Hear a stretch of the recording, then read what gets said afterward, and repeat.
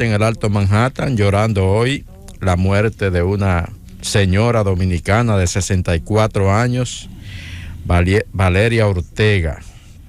Informa el diario La Prensa de Nueva York que esta señora a quien ellos señalan como una abuela dominicana de 64 años, murió al ser alcanzada por una bala, dice el periódico, una bala perdida en la intersección de las calles Dyckman y Vermilea. Eso es allá en Inwood, el corazón de la comunidad dominicana en el Alto Manhattan. Dicen que ella caminaba hacia el supermercado en compañía de uno de sus hijos y que de repente cayó al piso baleada, un balazo a la cabeza. Dicen que se vio en los alrededores a dos hombres corriendo. Hay una investigación, no está claro todavía exactamente qué fue lo que pasó. O sea, qué fue lo que pasó en términos de cómo se desencadenó esto, porque lo que pasó fue la muerte de esta señora, Valeria Ortega. Hay una investigación, pero ya lamentablemente perdió la vida esta señora dominicana de 64 años en una ciudad de Nueva York que es cada vez más violenta y que está presentando amplios niveles de preocupación e incluso casi de pérdida del control por parte de las autoridades de esa ciudad. Miren, tengo aquí una nota del periódico El Caribe. La escribe su jefe de redacción, Héctor Martes Pérez. Se refiere a nuestro compañero Aníbal Díaz. ¿Qué dice? Dice Héctor Martes Pérez, jefe de redacción del periódico El Caribe, con quien tuve el honor de compartir redacción en el periódico Última Hora. ¿Por qué tú dices que tú tuviste el honor? Y no dice donde Felipe y yo tuvimos el honor de compartir. Donde Felipe y yo tuvimos el honor de compartir la redacción de Última Hora con Héctor Martes Pérez. Es uno de los periodistas más reconocidos ahora mismo en los medios, y él tiene sobre Aníbal Díaz una opinión que a mí me gustaría compartir con nuestros amables oyentes del Gobierno de la Mañana, que es el país completo, el país de aquí y el país de allá. Y lo leo textualmente. Y con los capitaleños también. Él dice: en la lista de aspirantes a la senaduría del Distrito Nacional se encuentra otro joven líder del PRM en la capital, el diputado Aníbal Díaz. Su experiencia como legislador es breve, pero intensa, pues apenas agota un primer periodo como diputado, pero es uno de los más activos y tiene una gran apuesta, que es un proyecto de ley de salud mental. El rol que ha jugado como congresista sería su principal aval para aspirar al cargo que hoy ostenta su compañera de partido, Farideh Raful. Su otra fortaleza es el respaldo que ha logrado a nivel de dirigencia y militancia en el Partido Revolucionario Moderno. Yo creo que decir eso de Aníbal Díaz por parte de Héctor Martes Pérez es algo que hay definitivamente que destacar. A mí en lo personal, la capacidad y el espíritu de trabajo de Aníbal es digno de reconocimiento.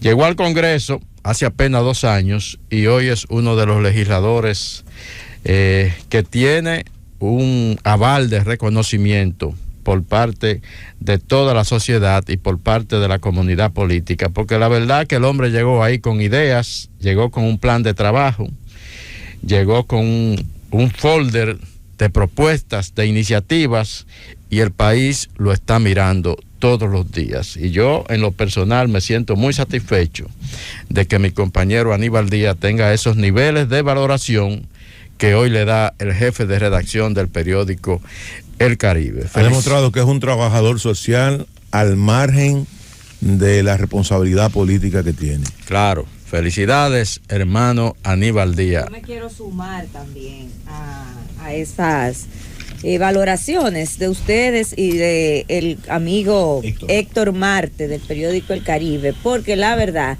que uno debe de, no solamente porque es compañero nuestro y compartimos cabina aquí con Aníbal y además es un amigo solidario, sino porque es un joven político diferente, que hace la diferencia a esas viejas prácticas de hacer política con la que nosotros pues hemos crecido y nos hemos hecho viejos. Entonces hay que pues motivar este tipo de liderazgo que representa Aníbal Díaz. Así mismo es. No vamos a decir más nada para que no se crean que estamos abusando aquí, pero Aníbal, la verdad que está desempeñando una gran labor. A mí en lo particular no me extraña para nada. La situación en Estados Unidos, pero sobre todo en Nueva York. Mira, Rosendo, aquí al próximo No, yo quiero dar las gracias a Rosendo. Pero la realidad es que no sabía que tanto el equipo, Julieta, Rosendo, aún los que estaban fuera de cabina, encontré 2 mensajes de inmediato en WhatsApp que me decía, tú no te la Z, escucha a Rosendo. Era que estaba en el área de la cocina, así que muchísimas gracias, don Rosendo. Aquí lo más importante, con mucha humildad, es uno impactar de manera positiva la vida de la gente. Aquí hay gente que entiende que las posiciones son castas, que se heredan y que a veces el ser nieto, hijo, y yo siempre digo que yo prefiero no ser hijo de un ladrón ni nieto de un corrupto. Gracias, Aníbal. Vi esa nota, Aníbal, y quise destacarla porque la verdad es que es bastante interesante. Es un reconocimiento que yo entiendo que es muy valedero. La situación en Nueva York con el tema de la tormenta, señores, 57 muertes hasta ahora en Estados Unidos. Ese número va a subir. Pero en Nueva York, 29 de las 57 muertes han ocurrido en el estado de Nueva York y 27 de ellas, de las 29 en Nueva York, 27 en la ciudad de Búfalo, que ayer relatábamos que había sido la más impactada. Entonces, lo último es que el presidente de los Estados Unidos, a solicitud de la gobernadora de Nueva York, Kathy Hochul, el presidente Joe Biden declaró anoche el estado de emergencia para Nueva York. Eso significa que la ayuda federal va a llegar, la ayuda para prestar asistencia. Biden ordenó al Departamento de Interior y a la Agencia para el Manejo de Emergencias, la FEMA, acudir en auxilio del estado de Nueva York para atender a los afectados y aliviar la adversidad y el sufrimiento provocado por el temporal. La verdad que ha sido una situación traumática la que ha vivido Nueva York y la que todavía sigue viviendo porque la nieve sigue cayendo. Hay una situación caótica con los vuelos. Hay miles de norteamericanos varados en diferentes aeropuertos de la Unión. Hay una línea aérea que está señalada entre las que tiene mayores problemas con esta situación, que es Southwest. Southwest es la más afectada porque es probablemente la línea aérea norteamericana con la mayor cantidad de vuelos internos entre diferentes estados de la Unión Norteamericana. La gente la utiliza mucho, es una línea aérea de bajo costo y que transporta a millones de norteamericanos a diario de manera interna en los Estados Unidos. Entonces, la mayoría de los vuelos cancelados, se habla de casi 5,000 vuelos cancelados ayer.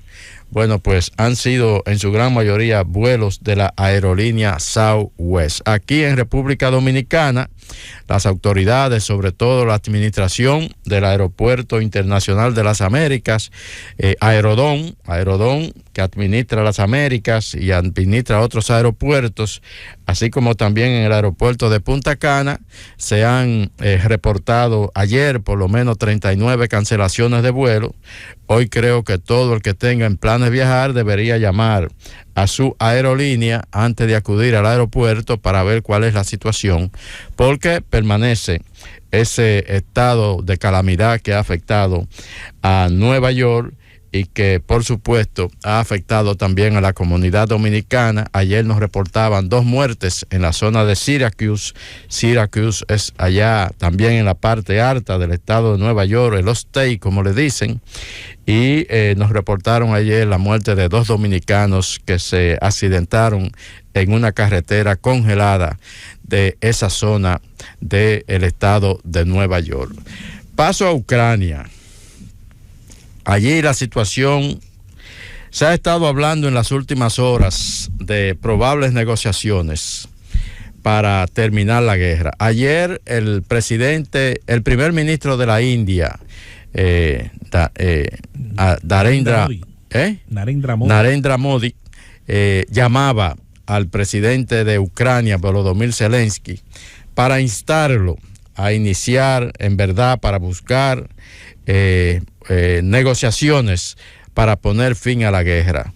Hay ya una preocupación internacional bastante importante y por eso se ha estado hablando en las últimas horas de buscarle un fin a la guerra. China ha estado, aunque no lo ha hecho de una manera abierta, pero sí alentando también a que esto termine, sobre todo por la influencia que tiene China sobre Rusia. Ahora, el presidente ruso, Vladimir Putin, dijo ayer que sí, que estaba abierto a las negociaciones para buscar un final a la guerra, aunque siempre que se cumplieran algunos propósitos.